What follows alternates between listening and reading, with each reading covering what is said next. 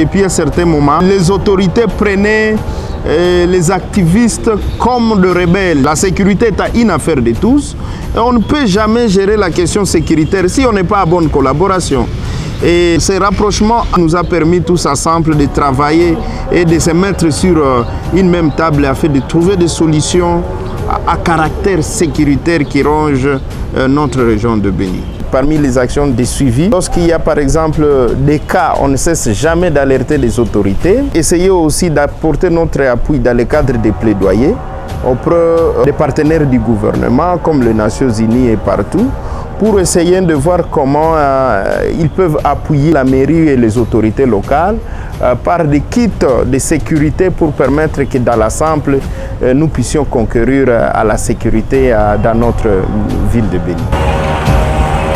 Dans le cadre de CELES, il ne suffit pas seulement de remonter les alertes.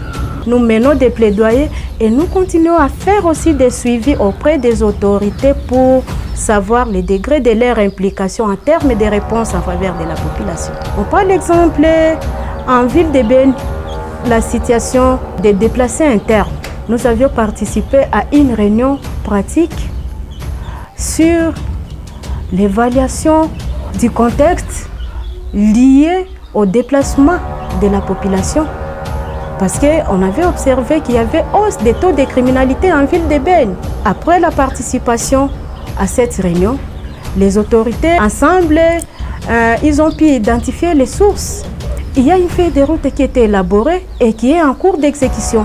Pour moi, c'est déjà une occasion aussi de féliciter les autorités qui, auparavant, ne menaient pas des descentes de l'itinérance, mais qui n'est pas le cas aujourd'hui en ville de Béni. Le ping-pong communicationnel là que nous étions en train d'assister pour ce qui est de la sécurité, ce n'est plus le cas aujourd'hui. Car ce décret 22/44 nous donne espace libre de pouvoir participer à sa sécurisation. On analyse ensemble avec les bourgmestres et les services sécuritaires la situation quelconque. Maintenant, c'est à nous de faire une sensibilisation auprès de la population.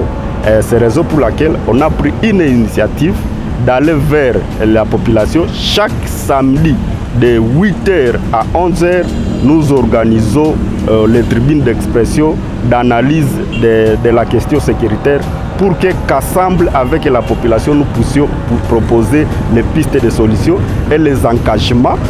Maintenant, c'est après les services sécuritaires doivent les mettre en pratique pour booster au moins les points sécuritaires dans notre commune. Par exemple, lorsqu'il y a les cas de cambriolage, actuellement, presque toute la population a les numéros vers des responsables des services sécuritaires et quand on les appelle, ils répondent au moins rapidement aux alertes de la population.